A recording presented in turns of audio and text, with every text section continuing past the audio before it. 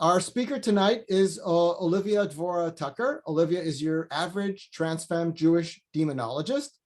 They graduated from the University of Pittsburgh in 2016 with a Jewish Studies certificate and have taught courses in Malachim and Shedim, or Jewish angels and demons, women in the Talmud, and Jewish pranks. We'll have to ask about Jewish pranks if we have time. Olivia is joining us tonight from Pittsburgh, where they are involved with vibrant theater and Haskalah based on the weekly Torah portion. It is my pleasure to welcome Olivia tonight.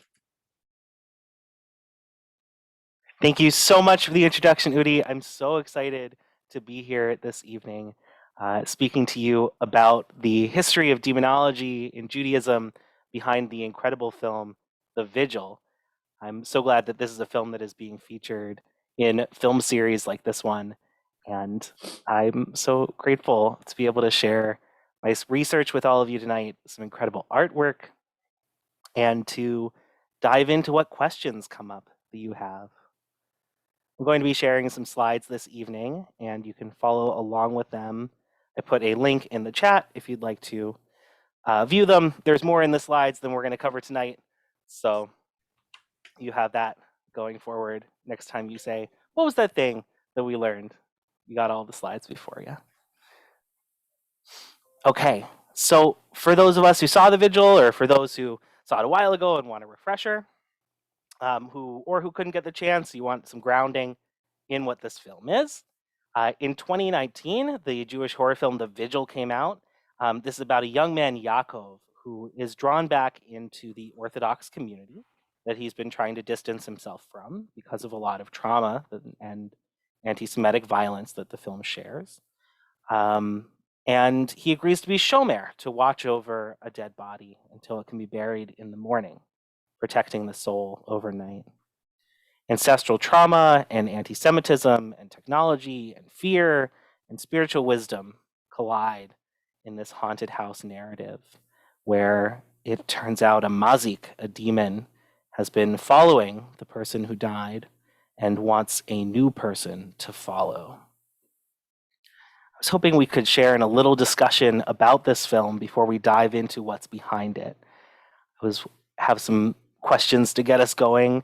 What resonated with you in the film? What's sticking with you about this movie? Or if you'd like to share what scared you the most and why, or what questions this movie made you ask.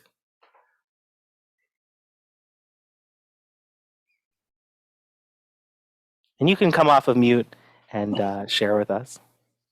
I was just delighted to have a horror movie that was with excellent Jewish content. It was just wonderful. Enjoyed that tremendously. Thank you, Bruce. It's not common that we see Judaism being center in horror. It's common that we see religion, but not often Judaism. You can have me back another Hanukkah. We can talk about the movie Hanukkah, about the Hanukkah killer, which is another great Jewish horror film. If people are jazzed on the concept. What are some other things? What's sticking with you? Some moments in the film, or some things that the film made you think about? I was questioning what the role of the widow was. I mean, I didn't know whether she, at the end of the movie, she just goes out for a walk. She seems totally normal, but in the beginning, she seems very threatening. Yeah, I think there's a lot to read into her character. I love her so much. I think she plays this mysterious person very well, where she talks about, she tries to get him to leave, as Ellen says in the chat. Why didn't the widow warn the shomer? And she does. She even says that she tried to chase her children away because she didn't want them to suffer the trauma. And I've been really taken with that narrative and the pain that this movie plays a lot with a demon standing in for trauma. And the demon in this movie, its head is always turned backwards, just like how when we have trauma in our lives, we might continue to look backwards and be rooted in that. And the pain that she expresses in the distance that she feels with family. Thank you for bringing her up, Susan. Arden. One thing I was wondering is, it seems like there's some like tension of will he or won't he go back to orthodoxy? Some people clearly want him to. He's also really resistant of it. But then having gone through this experience where all these things sort of become real for him, and he's only able to defeat it using some sort of connection to Judaism, will he go back at the end? And it's a little ambiguous, but my reading is that he's kind of not going to go back, even though he's gone through all this thing. And so I thought that was really interesting. And that was a big question and tension for me. Judaism, I feel one of the main themes is return, that we return again and again to the same holidays each year. We talk about Teshuvah as repentance, meaning return, and how there are so many themes of return. And he may return again and again. We may return, all of us, again and again to where our traumas lie. There were some comments sent out earlier, I believe. Leslie sent them out about asking this question, and really good comments if you'd like to read those from the community. Deborah? Sure. Can you hear me? Hey, We can hear you. it's Kevin C. Friedman. So first of all, thank you so much for being here. I think one thing that really caught my attention in the film is the protagonist seems to confront, like he sees the demon with the head turned backwards, and then it seems to have the protagonist's own face. And so it's like a quick frame, very quick, but it seemed like it was the protagonist's own face. So A, did I see that right? And B, it seems like he was confronting his like own inner demon. Absolutely. I think that's the reading that they tried to share with us. You definitely saw that. It's like warped and melting. And Fran. Yes, I didn't understand what the Masaryk was. There was first a picture of an adult with, I think, 2 children, and it was labeled Masaryk, and then she kept talking about it, and that was supposed to be the demon, but I didn't kind of get who it was and what the connection was with the picture. Yeah, that picture labeled Mazik, and we'll talk about this word Mazik later and what it means as a kind of demon. The thing that the movie wanted us to see was the shadow lurking in the background, the shadow that is in all of the rooms, the shadow that's at the end of the hall, the shadow that, as he's leaving the house, maybe seems to follow out of the house again. And when he does confront it, confronting himself and confronting those inner demons, as Kevin put it. Awesome. Yeah, I love this. I'm so glad this film resonated with people in so many different ways. I'm excited to share with you some of the ancient lore, especially from the Talmud, that the Vigil draws from. If you'd like, you should also think about what supernatural things you know about in Judaism already, as we have a first scary Jewish history question, and we will put up soon a poll. Here we go. And so just a little vote. To read the room, if we know some Jewish demon history, which of these is not a name for demons in the Talmud era? So the Talmud era were the early conversations of the rabbis, trying to figure out how Judaism should work, figure out how laws should be, and also all the stories they told about everything from demons to bathrooms and anything you can imagine, ship tales and sea stories. And this was up to about the year 600 CE. So, Olivia, I don't know if you see the poll, but I've launched it. You're a co-host, so I don't know if you see it. I do. Oh, So okay. we got Mazik with 2 votes and Shade with 3. Next up, Ruach Ra. We haven't shared the results. We got 67% participating. We'll give it a couple more seconds. Oh, okay. I don't know how these work. All right. Okay, we're going to end the poll in 3, 2, 1. Okay, awesome. Well, those who voted C for Dybbuk, you are correct. Not a name for demons in the Talmud era. We first heard about Dybbuks in our cultures in the 16th century. And I'll give you a hint here, they're not even really what I would call demons. They are completely Jewish nasties, very scary, but I don't think of them as demons. I think of them more as demented, tormented ghosts. We're going to talk about Dybbuk and sort of the counterpart to Dybbuk before we dive into demons, so that we can explore more fully our Jewish spooky history. Yiddish is the language that Dybbuk comes from, and it comes from the Hebrew word dabak, which means to adhere or cling, which is something that this mazik in the film certainly did. It's a quintessential Jewish nasty. It's a corrupted or tormented soul. Perhaps somebody who got too into hardcore Jewish mysticism. So do be careful and watch out. A Dybbuk may also form from the negative energy in a space, like we think of poltergeists. They're ghosts who can possess or cling to people, places, or objects. And as in the play by S. Ansky, The Dybbuk, you're going to need a full rabbinic exorcism to get it out. I also think you might be able to let it do its eventual business and it might wrap up too, but that's always pretty dangerous. The counterpart to the Dybbuk is the Ibor. Ibor meaning pregnancy or incubation. And it's the counterpart to the Dybbuk because it's a spirit of a righteous person who inhabits one's body in order to help fulfill a commandment or to teach an important lesson. These possessions are often benevolent, temporary, and often consensual. So if these aren't demons, let's find out what is. Any thoughts before we go in about Dybbuk, or any stories you know or thoughts that you have that you want to share? I love questions throughout. This stuff is very dear to me. I spend a lot of time with it, and I love new thoughts about these concepts. Where's that photograph from? This is a photographer named Ibor, and I will put a link in the chat here. The slides have all of it sorted as well. It's a picture called Soul Transfer. This person has a huge library, but not much information about who they are. But anybody who chooses the name Ibor and does photography like this certainly has a connection with the spiritual. And I love the way it captures this split soul and even this feeling of there being another person inside of you in the way the shadow works.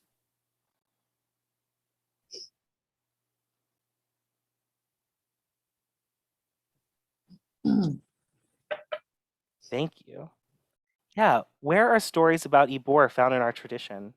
There are mentions, mostly a little bit, mostly a little bit later than Talmud, actually around the same time as the Dybbuk, the Hasidim, the early Hasidic stories are like this. There's an Ibor book about a spirit that is in a book that somebody opens and is filled with this spirit. I think there's a special stone that somebody finds and it inhabits them, and that story ends with them losing the power because they get too they get too foolhardy about it and too egotistic and don't recognize that they've been given a gift and think it's too much from their own self. But I always like to bring up Ibor because we do often know about Dybbuk, but it wasn't until I started doing these researches that I found that we also have good ghosts. And it's nice to know that not all of our demons and ghosts are evil, because we can think of them as reflections of ourselves, and we're not all good or evil. Which leads me to another poll question here. We have Dybbuk and Ibors, but they're not really demons. So let's figure out what makes a demon a demon. There's a piece of Talmud that I really love where demons and angels and humans and animals are all compared in an ancient Venn diagram. And I have 3 of the aspects here. And we're trying to figure out which one of these is a way that demons are set apart from angels. So one option is that only demons have wings. Option B would be only demons know what happens in the future. Or C, only demons have the ability to eat, drink, and be fruitful and multiply.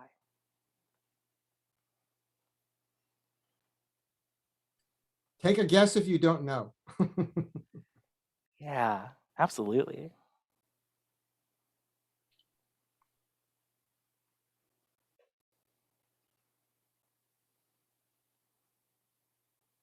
Okay, we have give another 10 seconds. 10, 9, 8, 7, 6, 5, 4, 3, 2. This class is smart. This class has good instincts, if you're guessing. Indeed, the thing that sets demons apart from angels is their ability to eat and drink and be fruitful and multiply. Be fruitful and multiply, of course, a euphemism for procreate. And these are, in fact, ways that the Talmud says demons are like humans. The way they eat is like how we eat. The way they drink is how we drink. And the way that they procreate is like how we procreate. Which leads us to a very important question, which is, what does it mean that we share qualities with demons? As we go along and we talk about what makes demons demons, I would love to have thoughts if people are relating to these aspects of the demons and see themselves in the demons. I would love to hear about that and what you're connecting with. This piece of artwork here, the page of Talmud is Chagiga 16, and this is by an artist, Jacqueline Nichols. And you can see this being that is formed of a demon with these chicken feet and this angel's wing, and this person in the middle was part dark and part light. And I really like the way she draws. Anyone have thoughts before we dive in about what does it mean to share qualities with demons? Does anyone feel like they share a lot of qualities with demons?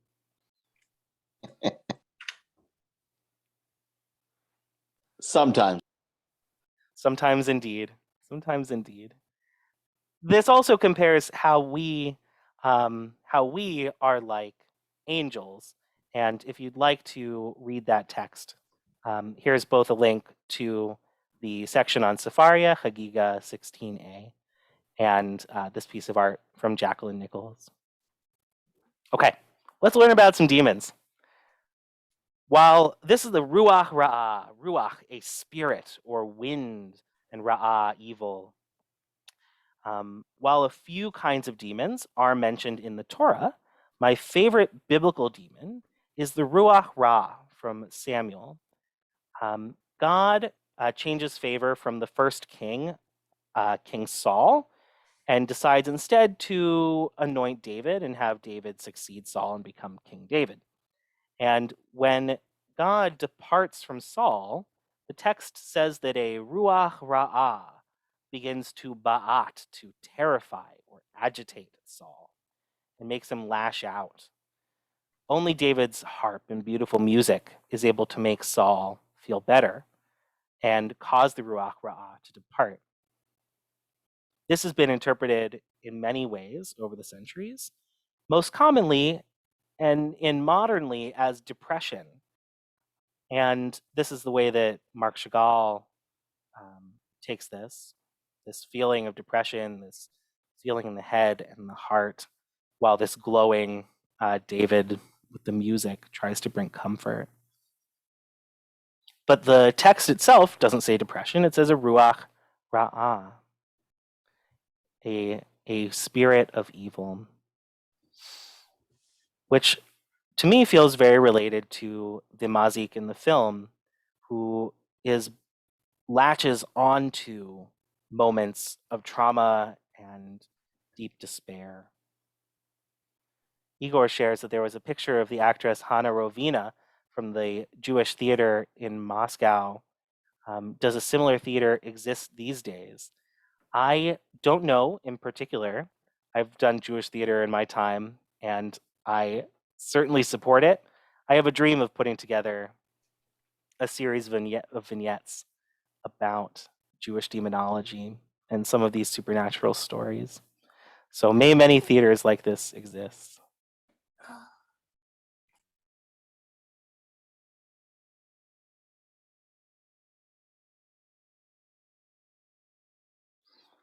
So the movie featured a mazik.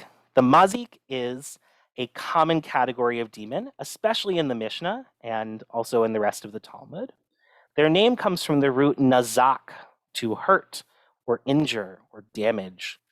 This is a still from the end, from the hallway scene where the demon turns around and has Yaakov's face, and with his candle in hand, faces his inner demon realized and burns this face, and it begins to melt. And I just love this image that flashes on the screen for Ruins in bathrooms. 2 frames. This melting, disturbing look at it. I'm just always impressed by how they do this kind of practical effect in film. Anyway, some quick tips about mazikin for you so you can watch out when you're going about your day. Now that you know that demons exist and that we have Jewish thoughts about them, we need to know how to deal with them. So demons hang around in ruins and bathrooms. They are mentioned by the 3rd page of the Talmud, and then many, many times throughout. Pirkei Avot says that they were created right before the first Shabbat, along with all these other miracles, these things like Miriam's well or the talking donkey that Balaam owns, or even the Hebrew letters themselves, and also the mazikin, that they could only be created in this liminal moment of light and dark. Talmud also teaches that demons have chicken feet, as we saw earlier in the picture from Jacqueline Nichols. And I think there's sort of a beak here that maintains, and the fingers that wrap around in the film also felt very chicken footy to me. They can also shapeshift, like the mazik in the film, but they do have trouble shapeshifting away their chicken feet. One time, the demon king Ashmedai dethroned King Solomon and threw him halfway across the world, took his place, made himself look just like King Solomon, and was only found out when Solomon's hundreds of wives realized that he had chicken feet, which they didn't remember their husband having previously. The Talmud also suggests that you could, if you wanted to see the demons exist, put flour all around your bed or your house, and in the morning, see that indeed there were chicken feet in the flour, which proves that there are demons. Might also prove that you own chickens. I was thinking that the mazikin in the film seemed to be able to attach to the first man because he was overwhelmed with guilt. That was what he was looking back, because they were sort of implying that he killed his wife and got out of Buchenwald alive himself. And that's the kind of guilt that was consuming our hero. And maybe a mazikin, that's the way they damage and destroy. Say more. You can't leave. There's something that you can't deny it, you're guilty, and nothing you can do. Yeah. The way that latches on. It's such a relatable story about guilt and how inescapable it can feel. Really appreciate that, Judy. Thank you so much. Arden asks, why do demons have chicken feet? I would love to hear some answers to this idea. My guess was that it's so that they could prove that there were demons around you. So Because they can cross the road. So yeah, why did the demon cross the road? To get to the other shade.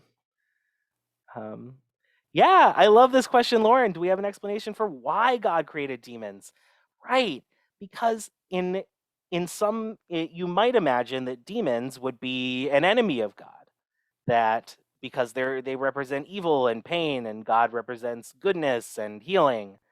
But God created demons. God put the demons into the world. Why?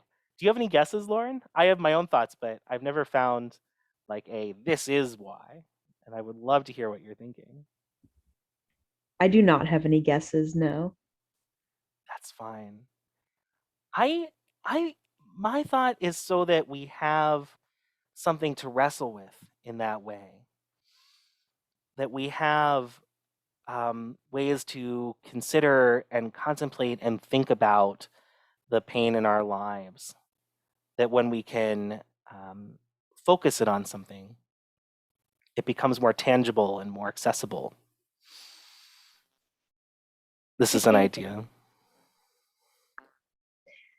I really am resonating with that. And I'm thinking there's just something really nice about thinking about demons as disrupting the hierarchy I'm more used to existing in our culture of animals, and then humans are a little better and more perfect, and then angels are even more perfect, and then there's God. And having demons in the mix really disrupts that sort of chain hierarchy. And I feel like it is interesting to have a supernatural creature that reflects not our ideal qualities, maybe. And that feels really, really resonant, that there's room for that messiness. I love that so much. The messiness. God's like, what would I want a perfect world for? That's no fun. The Genesis Question. Rabbah.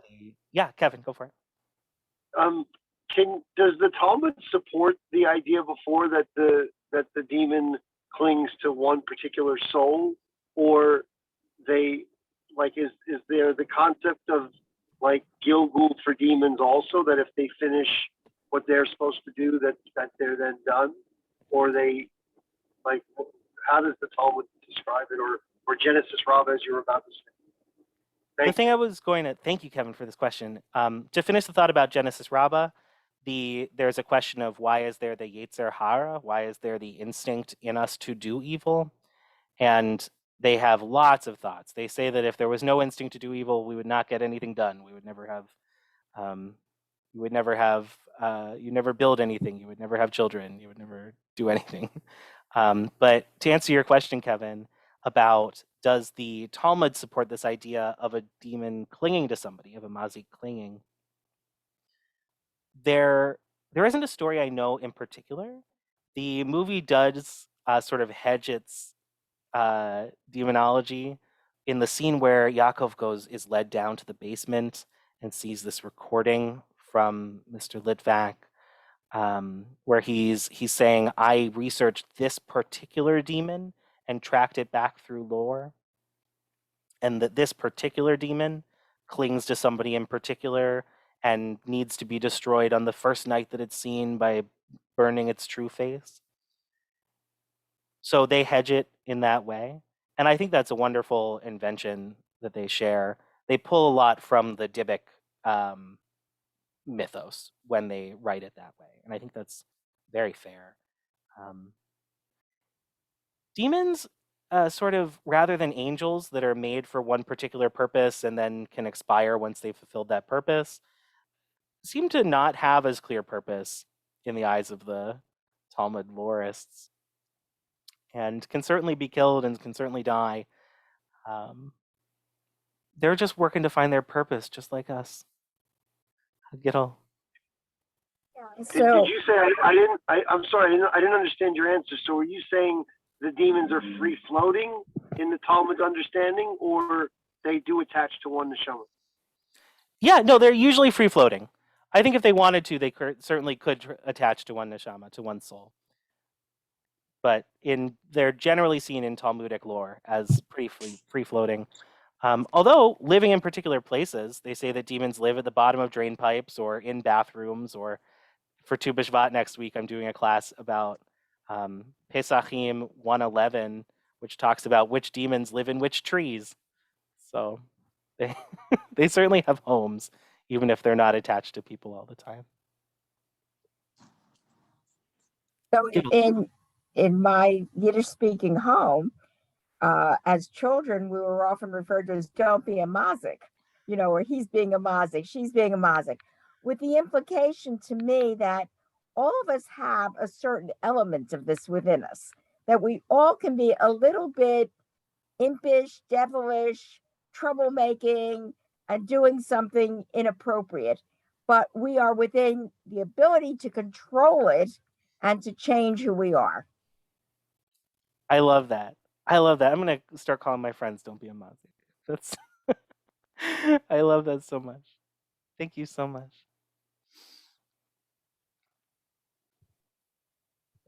Oh, before I move on, Igor asked about connection with topics described by Gematria. Gematria is Jewish number mysticism, and I'm going to hold this question and think if I can come up with anything for you.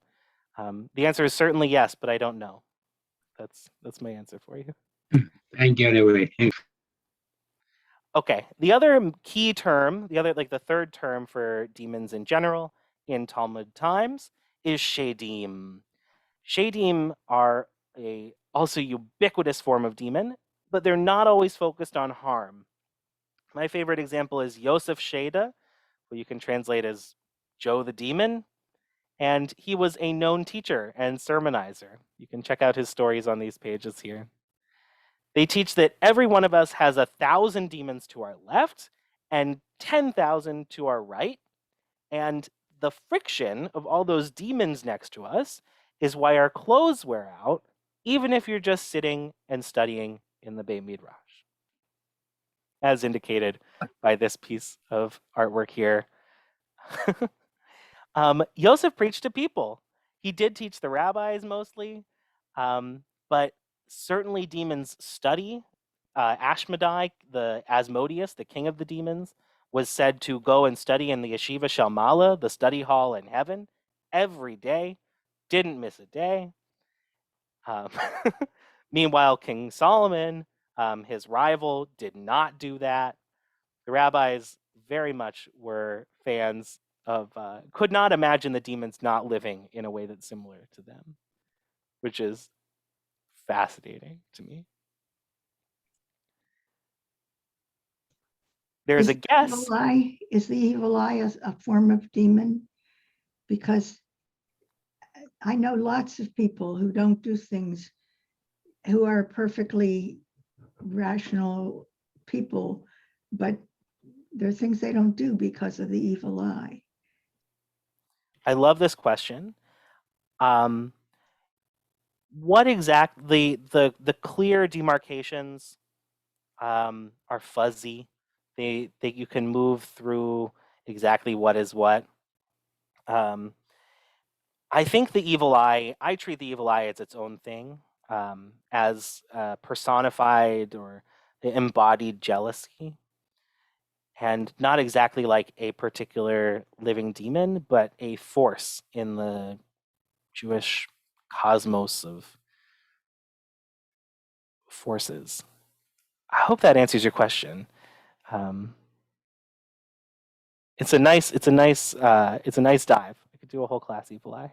Thank you.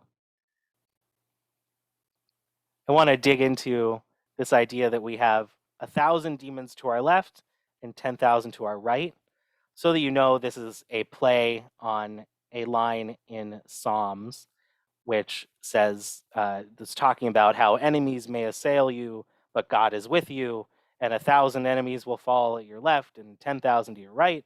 But the rabbis thought that was too boring, and so they turned it into 1,000 demons at either side. And one reason that they give for this number is that we wrap tefillin on the left arm. And so the holy power of that would keep the demons away, which this movie loved that concept. And you can see that Yaakov wraps tefillin before going and facing the demon. And I just love that moment so much. Here he is confronting the demon with tefillin on. I've brought a quote from the director in an interview about this moment, and I'd like to share it with you. This is a link to the full interview if you'd like to dive into that later. So they're asked about this tefillin moment, and he says, Keith Thomas says, it came from a place close to the film Evil Dead 2, with Ash putting a chainsaw on his arm that has been destroyed by the enemy he's fighting. It's a classic archetypal scene of facing the thing that frightens you, and everyone loves a drumbeat moment of armoring up. From there, I asked, well, what is it? What's the Jewish version of the priest's crucifix? And I realized I'd never seen a film anyone put on tefillin, just in general. I asked some rabbis if that was kosher, if you could put on tefillin and face a demon in a hallway. And they were like, sure, 100% that would help. It was a producer's grandparents' tefillin we used. And it was a very emotional in that room with Lynn there, Mrs. Litvak. It was a powerful moment filming it. And in post-production, when Michael Yazerski brought in the score, I kept telling him to add more and make it louder. And now it's the poster, that scene. But in filming it, we knew if any moment works, it's this one. I thought you might like to know some behind the scenes of which tefillin they used and the inspiration there. I think I saw somebody who was about to come off mute and ask something. Did I miss? Yeah, Jonathan, I love this mention in the chat about Satan. Satan, for us, is simply an angel. He's God's prosecuting attorney, and there's not even just one Satan. There's many. It's a job title. One Satan can quit, and another one can take over. Satan is a trickstery figure in the Talmud stories, but is no enemy of God and the ultimate evil in the universe, but no more evil than a prosecuting attorney in our living world. I love that question. I could do a whole class on Satan for you too, if you're interested sometime. You know what this quote reminds me of from the director? There's another horror film with Matisyahu, I forget the name of it, where they used the Shema to get rid of the demon that was possessing I think it was a girl in that film. But this is interesting that it makes perfect sense that the tefillin should be the protractor of good fighting evil. Very beautifully done. Thank you, Bruce. Let's learn about a few more ways to ward off some demons. Performing mitzvot, always a good bet, regardless of whether or not your mind's on demons. But there is tradition that they grant us angels who battle the demons. And also, when we're in death and we go before the heavenly Beit Din, that they come and they advocate for us against Hasatan. This is a tricky cosmology. You don't have to believe in it.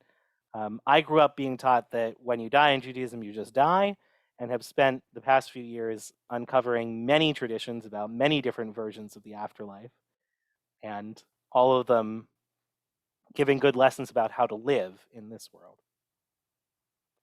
If you're now worried about bathroom demons in particular, modesty is said to be very protective, but the rabbis also offered a few traditions. Abaye's adopted mom raised a lamb for him to go and follow him into the bathroom to scare off the demons. And Rava's wife would shake a nut in copper, like an ancient Purim grogger, to scare off the demons.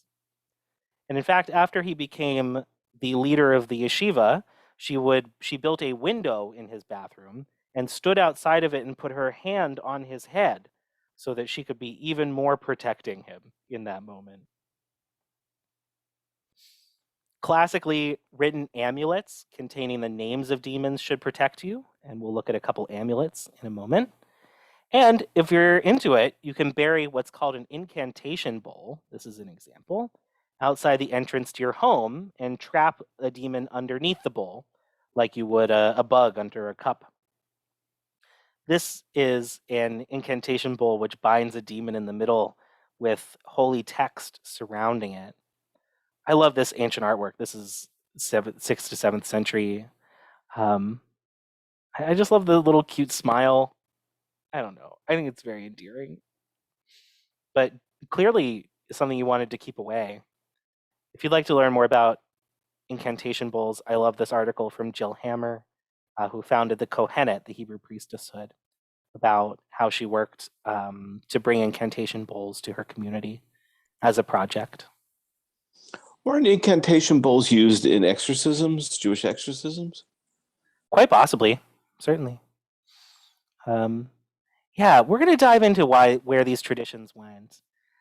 Another note about incantation bowls is that about 10% of them that have been recovered archaeologically, the text is gibberish. because it was written by scribes who were illiterate for patrons who were also illiterate. And the intention of it worked, even if the language wasn't true language. You have to wonder about the career choice of an illiterate scribe. You got to get your gigs where you can. You know? Maybe they had very nice faux handwriting. Here are a couple of examples throughout history, from both from the 1700s, of amulets. So when I heard that we had amulets, I was thinking like a magical stone. Having grown up with video games and Dungeons and Dragons, and of course we don't do that. We write it because Jews are people of the book. Yeah. We may involve some garlic though. Here is an example binding Lilith. These bubbles here are actually chains binding her. And around we have the names of patriarchs and the matriarchs, Adam, Chava, Sarah, Rivka. This one looks a lot more creepy. I would not want to encounter this being in the world and would be very grateful to have a nice amulet to keep it away. This one is a medieval amulet to protect a mother and child against an attack from Lilith during childbirth from the Sefer Raziel. And these are actually goofy-looking angels, Sneeze, Nisvi, and Smonogonloth. These are their names. You can see them spelled there. Who are the angels that's their daily job to keep Lilith away when she needs to be kept away. So if you're... Question, were you saying, is the amulet rolled up like a mezuzah scroll and worn, around someone's neck? That's I think one way to do it. Yeah, that makes a lot of sense. I think you could pin it to your clothing. This, I think, was hung above the bed. It's not always clear how these things were used. I would love some good sources about exactly how they were worn.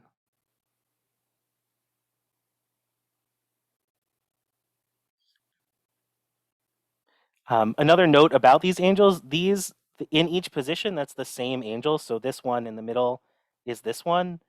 I believe the idea is that they are dimensional in such a way that if they were to turn, you would see them in this different way. Even though there's no way that this in profile would look like this. I saw somebody on Etsy who made cat toys based on these figures. Delightful purchase if you're in the mood. Okay. In this slide deck for your later perusal, I've put together some information about Asmodeus, Ashmedai, the king of the demons, Lilith, the great and mighty demon queen, who used to take babies and infants, but now has been reclaimed into a feminist icon for her refusal to submit. Sam, that's you who made these cat toys?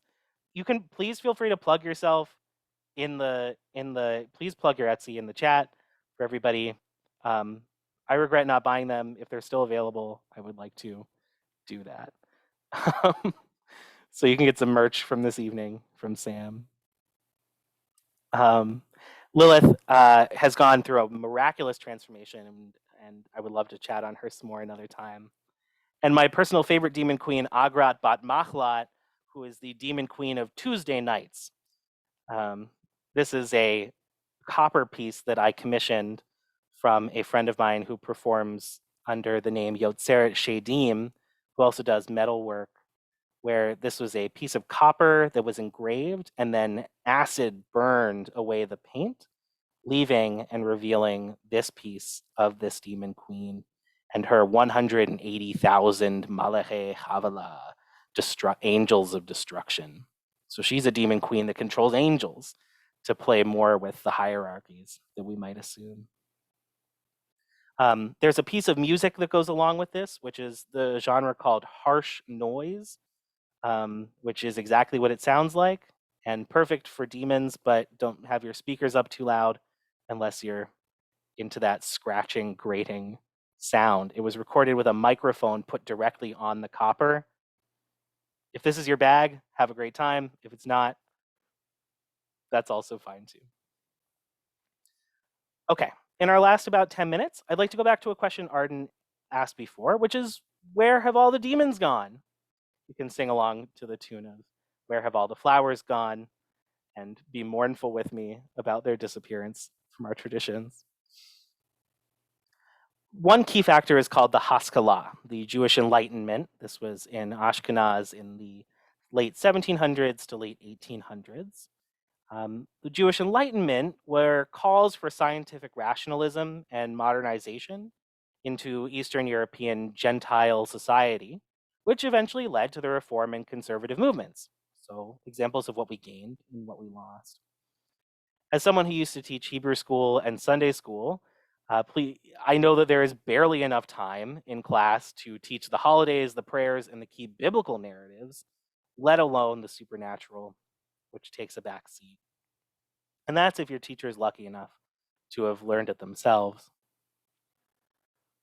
An example of Haskalah, this is a favorite text by Moses Marcus from 1790, Sefer Refuot, the Book of Medicines. And he was trying to teach hygiene to shtetl folk who may have not had doctors. And he teaches, and I have the full text here for you, or a larger version, but as an excerpt. And I want you to think about how, if you were in the society and this is what you believed, how you would hear this, his polemic, okay? Our rabble say a demon has injured them. They were injured, but they themselves are the demons and injurers because of the great filth that always lies near many houses, becomes wet from the rain. Then out comes the sun, and with it flies, millions of them every minute in the air, and the air becomes fetid. Our dear little children walk about in the filth or play not far from it, and they become sick. People cry and weep. The children have just been playing. The foolish old women say the evil eye attacked them. It goes on and on about this.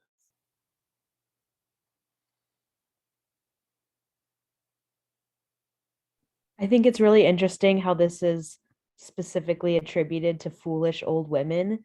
And so we see how things that become categorized as like superstition or magic are feminized in opposition to science, which here is represented by this like male doctor, or I don't know if he's a doctor, but this like male expert. Thank you. That's a very important point.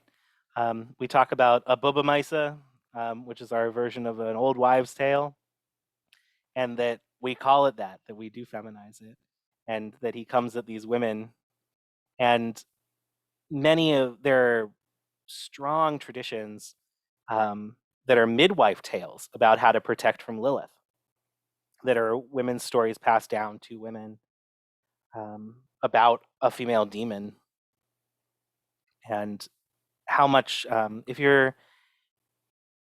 want to recommend the book, The Hebrew Priestess by Jill Hammer, who I mentioned earlier, as a really great text for the roles that women have had in spiritual leadership and the ways in which those roles have been denied over the years and taken away, and how important they were in past culture, in past centuries, and how we might be inspired by them today.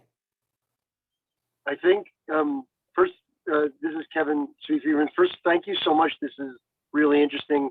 I think Rabbi Jill Hammer used to do Kohenet retreats at Isabella Friedman like before COVID, and just FYI for people. And I was just really curious to ask: have you ever had an encounter with a demon? And if so, was it scary and/or an opportunity for one to be peaceful? I love this question, Kevin. I think demons for me help me to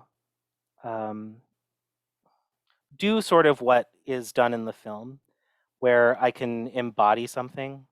I had a string of very difficult roommate situations a few years back, where many of the people who lived in this space, no, it wasn't the roommates who were demonic. It was a windowless basement was the second bedroom. And one by one, horrible things happened, and really rough emotional states. And over time, I started to say that there was a demon, that there was a Dybbuk had formed in this basement, that it haunted this space. To be able to rationalize and deal with and think about, like, oh, okay, well, if that's what's going on, then I know the rules. I know how to deal with that. I need to do an exorcism on it, or get purify this space in some way, or figure out what it needs, and ward it off with a lamb or something. I think that's, to me, my personal story with regards to demons. Eventually, I moved out of there, and I'm very glad to have. And I don't think I ever really dealt with the demonic presence, but it was helpful in rationalizing something that was just painful. Thank you for your question. Thank you so much, Yasha Kalk. Thank you so much. A last thought about where the demons have gone, and then we can wrap up. More fancifully, there's a tradition that says that Maimonides, the Rambam in the 12th century, he used to write that demons didn't exist, and that biblical stories of angels were all dreams, and that because of the power of his Torah, when he said that there were no demons, the demons actually vanished from the world. But that in the 1700s, the Vilna Gaon, or the Baal Shem Tov, because of the power of their Torah, when they taught that there were demons, the power of their Torah brought demons back into the world, which I think Maimonides would have a lot of problems with, but another offering for you.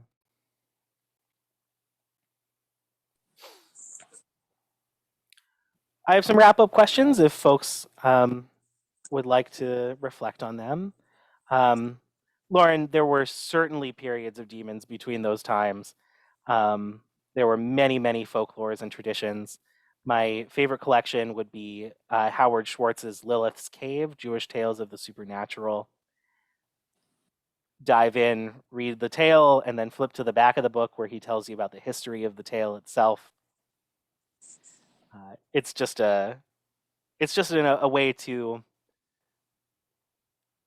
Debates in the Talmud often like to make everybody right in some way, even when one person is proven pretty wrong. And that's a tradition that allows Maimonides to be right, and people who believe in demons to be right. And again, as a reminder, there's a link in the chat to the copy of Olivia's slides, so you can download the slides or access the slides and get these books, get the titles of these books. There's some good Lilith poetry here from Enid Dame. Mythologia is a really wonderful art series by Sarit Evrani of Demon Artwork. I also recommend, for any Jewish supernatural being research, Sacred Monsters by Natan Slifkin, an Orthodox zoologist rabbi. The podcast Throwing Shade, like to dish at somebody, but also demons. Anyway, wonderful podcast. And one of my favorite books that never reaches the shelf because it's always out, The Encyclopedia of Jewish Myth, Magic, and Mysticism by Jeffrey Dennis, all of which are linked here in the chat. I think we have a few minutes for any final questions or comments if people would like to ask away. I really appreciate being able to come here tonight. Would it be correct to say that the Hasidim and the mystical tradition kind of took these superstitious kind of ideas and personalized it the way the Hasidus personalizes everything, including their biblical interpretation, that we create our own demons and angels every time we speak poorly or well, and it seems to me like that's a different twist on angels and demons than some of the Talmudic stuff, which seems on the superstitious side. Is that a reasonable framework? Am I thinking through this correctly? I don't want to speak for the Hasidic tradition, but I like this idea. I will say that even the idea that when you do a mitzvah, an angel is they say an advocate is the way they say it in Pirkei Avot, is like gain to you. That goes back to Mishnah. So the idea that doing good deeds brings you supernatural support in that way, and the negative is also said in the same way, that when you do something negative, an accuser is brought to you. There are some great stories, I think, also in Lilith's cave, of the Baal Shem Tov confronting demons. I love that concept, but I can't say yes or no. Thank you. Absolutely. Thank you for all of your questions. Sorry, I'm sorry. I just missed can you just repeat again the Baal Shem Tov reference, please? Yeah, I was directing to collections of folklore from Howard Schwartz, a phenomenal Jewish folklore collector. In particular, this book, Lilith's Cave, which has some nice discussions of the Baal Shem Tov's encounters with demons.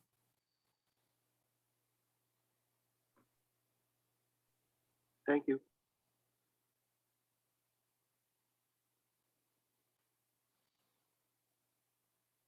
Okay. Well, this was a fabulous lecture. Thank you so much. This was really, really kind of concentrated, action-packed stuff. Very nicely done. Sort of like the movie. Thank you.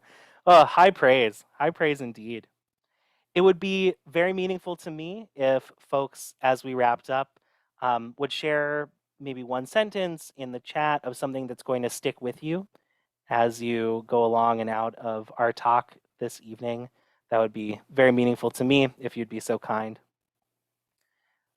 As a final thought, I would like to offer a line from the Sefer Hasidim from the 13th century, which offers, if you're not sure on how to land on all of this information, that maybe one should not believe in superstition, but it is best to be heedful of them.